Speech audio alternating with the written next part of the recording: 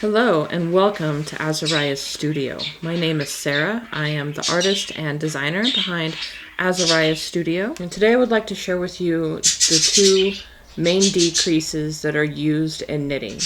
The knit two together and the SSK or slip slip knit, which is a deceiving name we'll talk about when we get there. If you want to knit along with me, just follow these instructions here.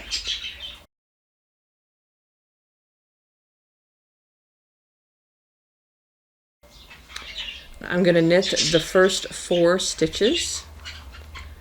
The first one I'm going to do is the knit two together. Very simple, easy. You treat the next 2 stitches as if they are one and knit them together. And that decreases 1 stitch. Let me show you that again. The next 2 stitches as if they are one, knit them both together, and you've decreased 1 stitch. The other one is the slip slip knit. As a new knitter, you're going to think slip, slip, and maybe not even knitwise. You might slip them purlwise. And then you're going to knit the next one, and you're going to go on, and you haven't decreased anything. You've just slipped 2 stitches. I'm not sure why that name was chosen. The slip slip knit stitch itself has been changed so many times, and there are so many different ways to do it. I'm going to show you my favorite way. This is not my original thing. I learned this from the Yarn Harlot during a sock class once a long time ago. There are many ways to do the slip slip knit. Make sure you are paying attention to what the designer is having you do, because there might be a different way that they're doing the slip slip knit in that particular pattern for a reason. Swatch so you know what you're doing. Swatch and compare the one you like with the one the designer is asking for to see if there's a difference. If you don't see a noticeable difference, then you can choose the one you want.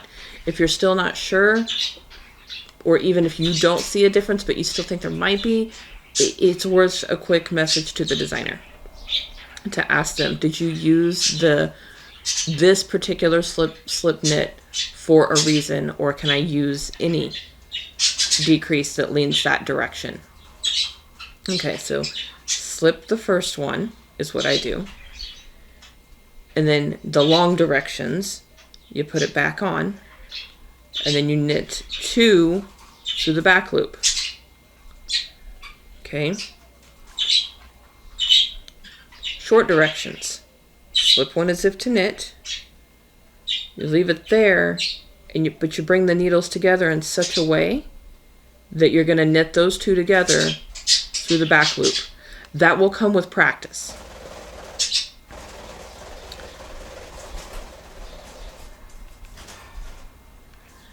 I'm going to purl this back, knit 2, and then purl to the last 2. These are just decreased stitches. You treat them as you would any other stitch. If you're working along with me here, it's going to pull in a little bit because we decreased a bunch of stitches, and then knit the last 2. So this one is a knit 2 together, and this one is a knit 2 together. This one is the version of the SSK that I just did, as is this one with the shorter directions. This is the SSK that I prefer. I have now been using it for 2 years, maybe 3, probably closer to 3, and I don't really remember the other ways to do the SSK. And even though it's called an SSK, and that's what I write when I write my patterns, and that's what it's called in my charts, in the abbreviation section, I put next to it slip, slip, knit. Then in parentheses, I say C stitches, because I have a stitches box in all of my patterns that explain the stitches, and the SSK is written out in every pattern since at least last year, maybe the year before, that I published as to how I am doing it, because it was during COVID when there was, little else to do outside of the house, so you fill the time. is during COVID that I learned that there are so many ways to do the slip knit.